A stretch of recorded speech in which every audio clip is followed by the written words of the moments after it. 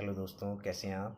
आज फिर एक नई कहानी के साथ। एक समय की बात है, एक राजा अपनी प्रजा की परीक्षा लेना चाहते थे। तो उन्होंने क्या किया कि महल से आने का जो रास्ता था, उस रास्ते के बीच में एक बड़ा सा पत्थर रखवा दिया और खुद जा कर के कुछ दूर पर एक झाड़ियों के पीछे छुप गए। और वह ये देखना चाहते थे कि कौन उस पत्थर को हटाता है। अब लोगों का आना जाना शुरू हुआ।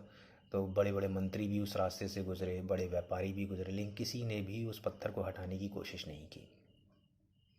और उल्टा और राजा को दोषी देने लगे जो लोग और गुजर रहे थे उस रास्ते से, कि राजा का कार्य सही नहीं है, बीच रास्ते से यह पत्थर रखा हुआ है, ना रोडों पे साफ़ सफाई है ना कुछ, और ज़ोर ज़ोर से चिल्ला चिल्ला कर ये बातें करने लगे। यह सब राजा देख रहे थे। कुछ समय बाद थोड़ी देर बाद एक सब्जी बेचने वाला उस रास्ते से गुजर रहा था।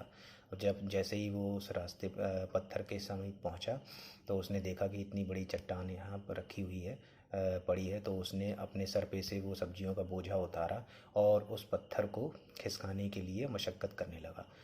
देर लगी, पर धीरे धीरे उसने करके उस पत्थर को खिसका दिया और उसको उस पत्थर को हटाने में सफलता मिली।